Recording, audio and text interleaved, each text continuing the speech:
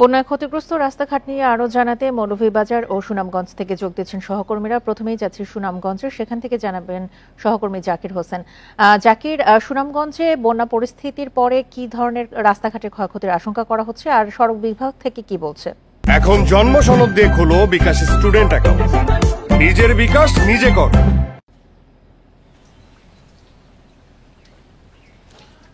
দেখুন, সুনামগঞ্জে বন্যার পানি যদিও কমেছে এবং উন্নতি হয়েছে, তারপরেও আমরা দেখেছি কিছু কিছু সড়কে এখনো কিন্তু পানি রয়েছে। অর্থাৎ গ্রামীণ যে সড়কগুলো রয়েছে, তাহিরপুর এবং বিশ্বম্বরপুর, দুয়ারাবাজার, এইসব এলাকার গ্রামীণ সড়ক এখনো পানি রয়েছে।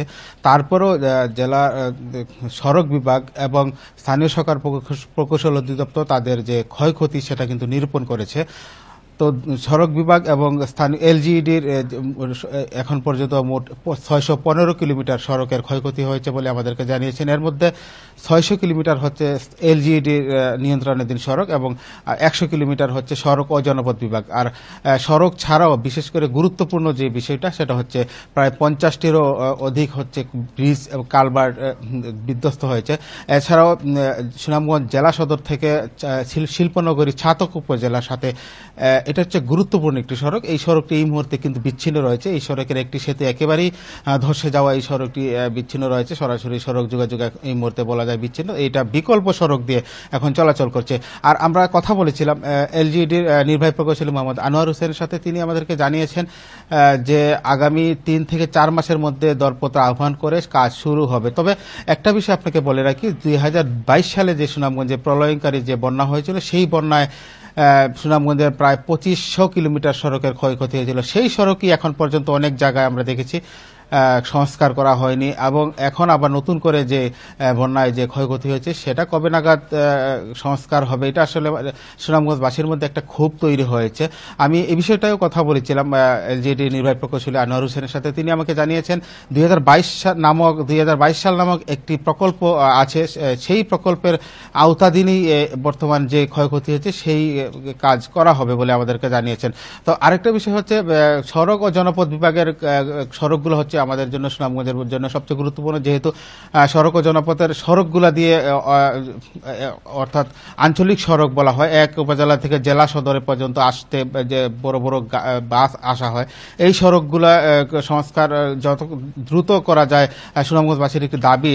তো সড়ক ও জনপথ বিভাগের নির্বাহী প্রকৌশলী আশরাফুল ইসলাম প্রামাণিক আমাদেরকে বলেছেন যত দ্রুত ইতিমধ্যে তিনি জরুরি বিভাগে কাজ শুরু করেছেন। তো সার্বিকভাবে আমরা বলতে পারি আমরাও চাই দ্রুত কাজ শুরু করা হোক। এই মুহূর্তে আমরা যাচ্ছি মৌলভীবাজারে, সেখান থেকে জানাবেন আমাদের সহকর্মী তুহিন। মৌলভীবাজারে কি সব সড়ক থেকে বন্যার পানি নেমেছে কিনা, আর এই যে ক্ষতিগ্রস্ত রাস্তাঘাট, এখানে কি পরিমাণে ক্ষয়ক্ষতির আশঙ্কা করা হচ্ছে, আর এলজিডি বা সড়ক বিভাগ থেকে বা কি জানানো হয়েছে এই বিষয়ে?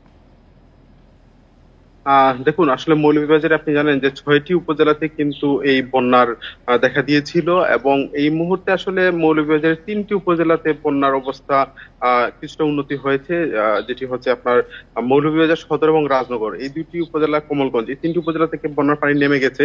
কিন্তু অপরদিকে হচ্ছে হাকালুকি হাওর পাড়ের যে এলাকাগুলি, কুলাউড়া, জুড়ি এবং বড়লেখা, এই 3টি উপজেলাতে বন্যা পরিস্থিতি কিছুটা উন্নতি হয়েছে।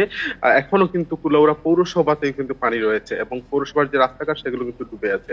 তো আসলে এই যে রাস্তাঘাটের ক্ষয়ক্ষতির যে ব্যাপারটি, সেটি নিয়ে আমি সড়ক বিভাগের সাথে এবং এলজিইডির সাথে যে নির্বাহী প্রকৌশলী রয়েছেন তাদের সাথে কথা বলেছিলাম। তারা যেটি বলছেন যে সড়ক বিভাগের যে বিভিন্ন যে তাদের সড়ক রয়েছে, সেই সড়কের আসলে বিভিন্ন স্থানে কিন্তু তাদের যে ক্ষয়ক্ষতি হয়েছে এবং সেই ক্ষয়ক্ষতির পরিমাণ তারা বলছেন যে 65 কোটি টাকার উপরে। অপরদিকে হচ্ছে যে এলজিইডির হিসেব বলছে, তারা বলছেন যে এখন পর্যন্ত তারা পুরো হিসেবটি তারা করতে পারেনি, যেহেতু এখন পর্যন্ত 3টি উপজেলার বন্যা পরিস্থিতি অর্থাৎ গ্রামীণ যেসব রাস্তাঘাট সেগুলো কিন্তু এখনো পানির নিচে ডুবে আছে। তবে তারা যে প্রাথমিক তাদের যে হিসেবটা হচ্ছে, সেই হিসেব হচ্ছে 190 কিলোমিটার সড়ক কিন্তু তাদের ক্ষতিগ্রস্ত হয়েছে তারা বলছেন, এবং সেই ক্ষতির পরিমাণ কিন্তু তারা বলছেন যে 145 কোটি টাকার মতো। তো তো আসলে এখন পর্যন্ত যেহেতু এই এলাকাগুলিতে বন্যার পানি এখনো তলিয়ে রাস্তাঘাট, যার ফলে রাস্তাগুলির ক্ষয়ক্ষতির পরিমাণটা আরো 1-2 দিন পরে বা বন্যা পরিস্থিতি একটু স্বাভাবিক হলেই কিন্তু এসডিজি তারা বলছেন যে তারা এই হিসেবটা